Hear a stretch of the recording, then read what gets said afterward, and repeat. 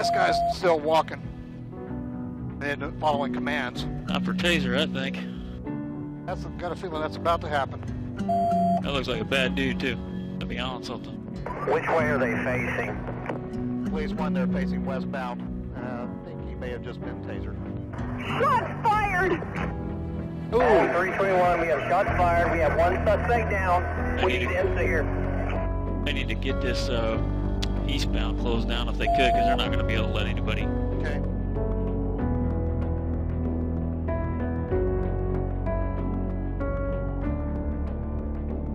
There are instances on battlefields of gruesome wars where people have their hands up and they live.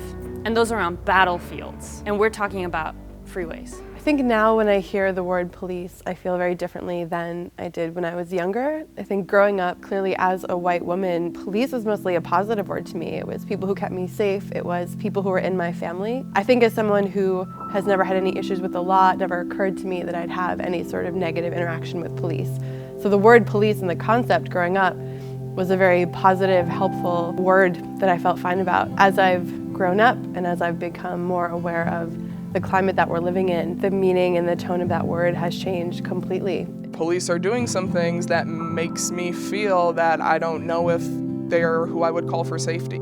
It's just upsetting that in a law enforcement profession, having the wrong intentions or thinking too quickly about something could result in the loss of a life. But as a black man, the question has become, will the world allow me to live? It's so unfortunate and so sad to think that we live in the greatest country in the world, and the people who are here to protect that make us feel unprotected. And it's interesting because it's like, I feel like every single time a black person is killed, we always say like, this one is different. And it's not, because you can have your hands up, you can be reading a book in your car, you can be disabled. You're just automatically a threat. It's not new, it's just we're being killed in a different way. Look at the last year. Maybe one time it's an accident, maybe one time it's an isolated incident, but when it's this many times, like how many times have we had to watch videos of this?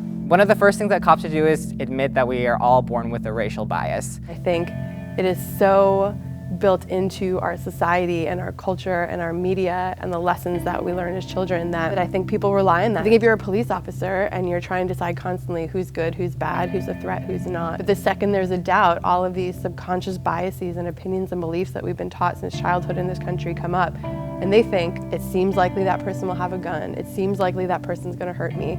I mean, you look from a helicopter and you say, that's one bad dude. How do you know? You only know because you've been raised in this country where you are being subconsciously told all the time that guys who look like that are bad dudes. I definitely think that some people go into the police force with the best of intentions, and I know some people that have, and they're good people.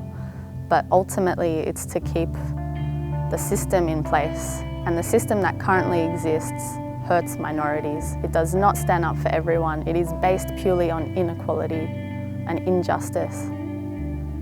It should be that we are all the same, that we are all brothers and sisters, but this world thinks otherwise. I think we got here because of 300 years or more of slavery. I think we got here because the idea of black people being humans is less than a century old. I think that we got here because after MLK made the I Have a Dream speech, people thought that it was over, that it was done, that everything was finished. And I think we continue to operate under the guise that we live in a post-racial America, thus we stop talking about race and how we can progress it. I am not hopeful at all. I've lost hope. I don't think that anything is gonna change. And that's scary. Because I wanna have kids, and I want to have a husband, and I want to have a life, and I want to live my life unapologetically, and I want my friends to be able to live their lives unapologetically, and I don't see that happening without always being fearful, like without always thinking twice about everything that we do. Like I can't even drive down the street without being like, are there any cops? Like what's gonna happen? Or like having a cop car drive behind me. That is the scariest thing for me right now. Like, and I shouldn't have to be scared of that. Like, I shouldn't have, like, it's just a cop car behind me. Like, that makes me scared. I don't have any hope right now. Even for myself, I have witnessed all these terrible things that have been going on, just like everyone else. But with this last one, it just felt a little different for me. And I know that everyone needs to feel that because it's not okay.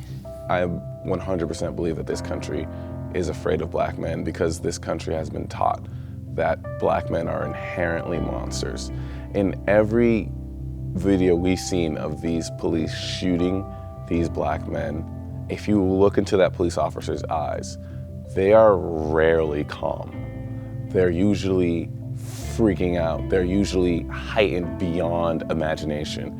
The video of Philando Castile has the police officer shaking as hard as he can because he just has this idea that Philando Castile is this inhuman monster that can jump out at him or attack him. The untrained, nervous person has to be the most calm and collected human being over the trained authority. I think we need more social workers.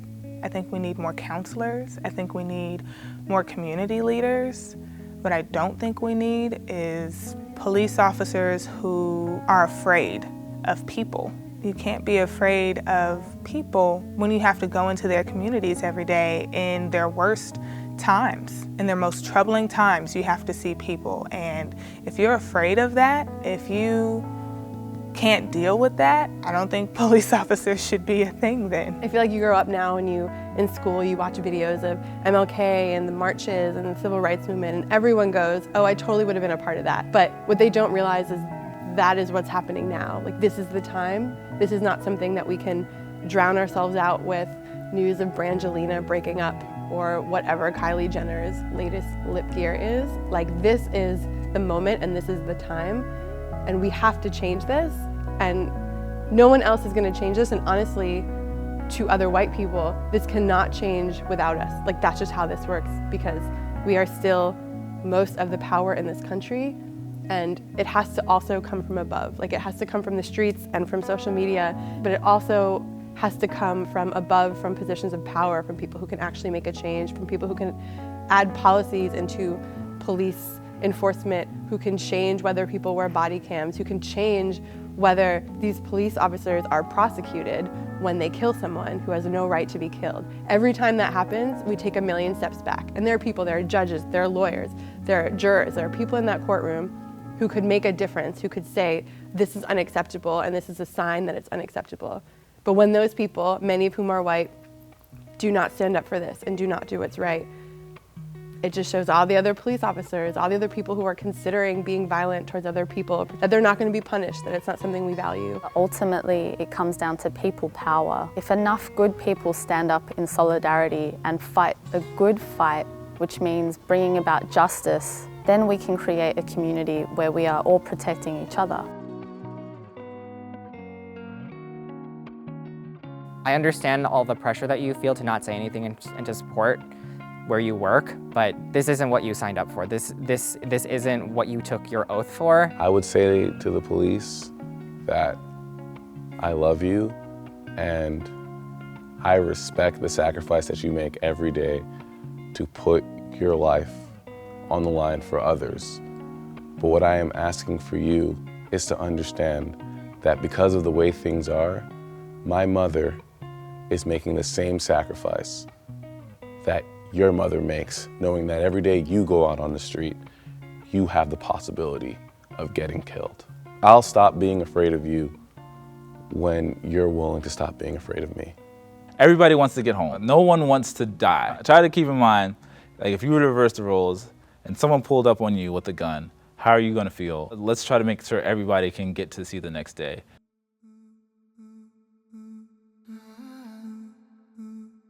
It's not going unheard and unwatched and unlistened to.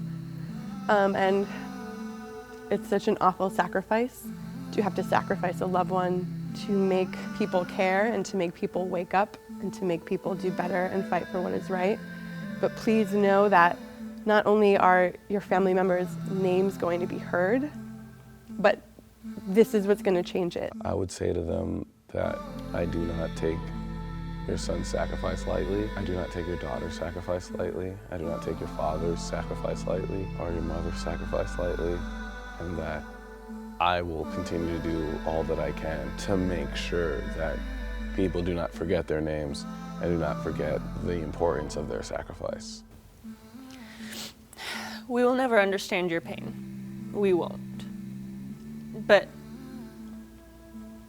I promise that I will live a life charged with making change. I'm sorry that this happened to you, and I'm standing here with you because the only way that this terrible wrong can be righted is if we stop it from happening to anyone else. I would say you deserve better. You deserved better. Your family deserved better. I would say I love you. And I care, and I'm here. And as tired and angry as I am, I will fight. I will fight to honor the lives as best as I can. Because it is not your job alone to do so. And we can't do it alone.